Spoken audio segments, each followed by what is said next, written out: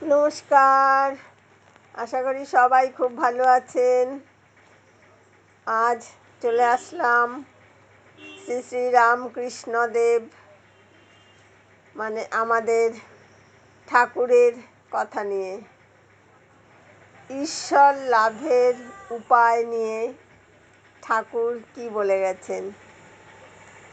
ঠাকুর বলেছেন, গুরুবাক্যে বিশ্বাস করতে হয়।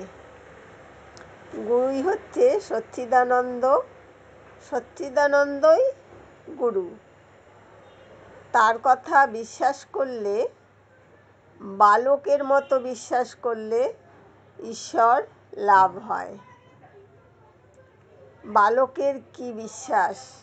মা বলেছে ও তোর দাদা হয়, অমনি জেনেছে ও আমার দাদা। একেবারে 5 শিকা 5 আনা বিশ্বাস। তা সে ছেলে হয়তো বামুনের ছেলে, আর দাদা হয়তো ছুতোর কামারের ছেলে। এইটাই হচ্ছে বিশ্বাস। মা বলেছে ও ঘরে জুজু, তো ও পাক্কা জেনে গেছে বালক যে ও ঘরে জুজুই আছে। এই বালকের বিশ্বাস, গুরুবাক্যে ঠিক এমন বিশ্বাস চাই, এটাই ঠাকুর বলে গেছেন। শেয়ানা বুদ্ধি, পাটোয়ারি বুদ্ধি, বিচার বুদ্ধি করলে ঈশ্বরকে পাওয়া যায় না। বিশ্বাস আর সরল হওয়া, কপট হলে কিন্তু ঈশ্বর লাভ হবে না। সরলের কাছে তিনি খুব সহজ, কপট থেকে ঈশ্বর অনেক দূরে।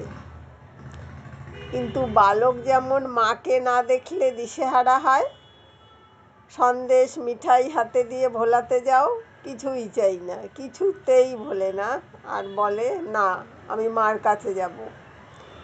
ঠিক সেই রকম ঈশ্বরের জন্য ব্যাকুলতা চাই।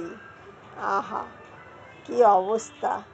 বালক যেমন মা মা করে পাগল হয়, কিছুতেই ভোলে না। যার সংসারে এসব সুখ ভোগ আলুনি লাগে, যার আর কিছু ভালো লাগে না, টাকা মান দেহের সুখ ইন্দ্রিয়ের সুখ, যার কিছুই ভালো লাগে না, সেই আন্তরিক মা মা করে কাতর হয়। তারই জন্য মার আবার সব কাজ ফেলে দৌড়ে আসতে হয়।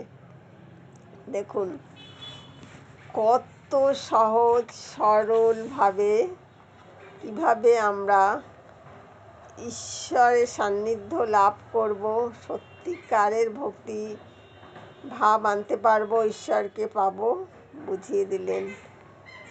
এই ব্যাকুলতা যে পথেই যাও, হিন্দু মুসলমান খ্রিস্টান শাক্ত ব্রহ্মজ্ঞানী, যে পথেই যাও ওই ব্যাকুলতাই হচ্ছে আসল কথা। তিনি তো অন্তর্যামী, ভুল পথে গিয়ে পড়লেও দোষ নাই যদি ব্যাকুলতা থাকে। তিনি আবার ভালো পথে তুলে নেন। আর সব পথেই ভুল আছে। সবাই মনে করে আমার ঘড়ি ঠিক আছে, কিন্তু কারও ঘড়ি ঠিক যায় না। তা বলে কারু কাজ আটকায় না।